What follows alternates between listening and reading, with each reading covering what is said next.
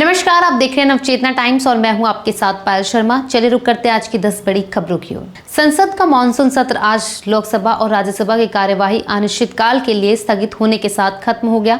पूरे सत्र के दौरान कई अहम मुद्दों पर सरकार और विपक्ष के बीच तीखी बहस देखने को मिली।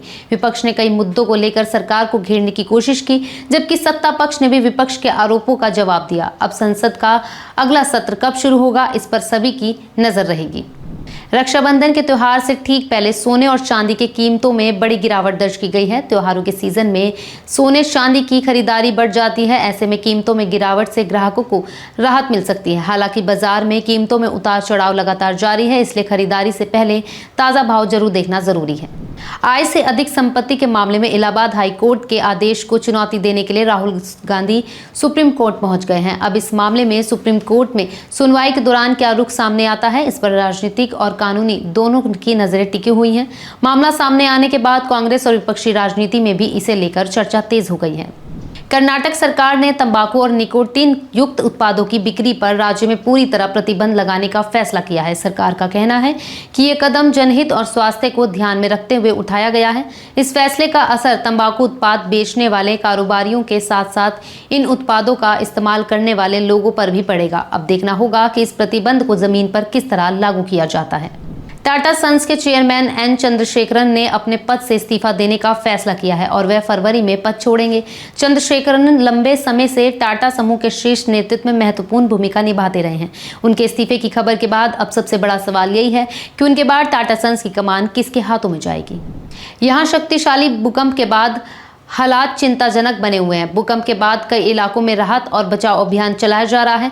बड़ी संख्या में लोगों के हड़ताल होने की आशंका जताई जा रही है और प्रशासन प्रभावित इलाकों में राहत पहुंचाने में जुटा है। फिलहाल बचाव अभियान जारी है और नुकसान का पूरा आकलन किया जा रहा है।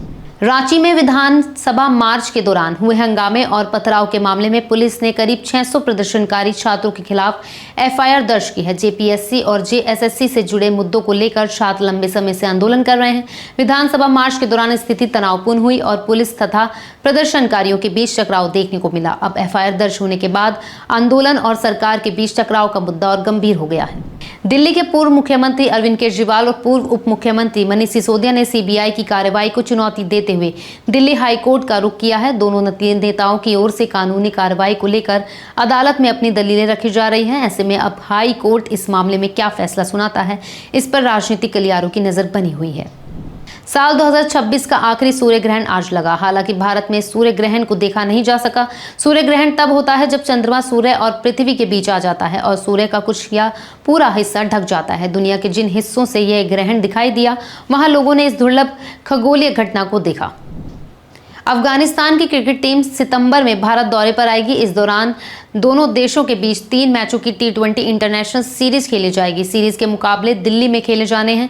भारत और अफगानिस्तान के बीच क्रिकेट में मुकाबले लगातार दिलचस्प रहे हैं और इस सीरीज में भी दोनों टीमों के खिलाड़ियों पर नजर बनी रहेगी।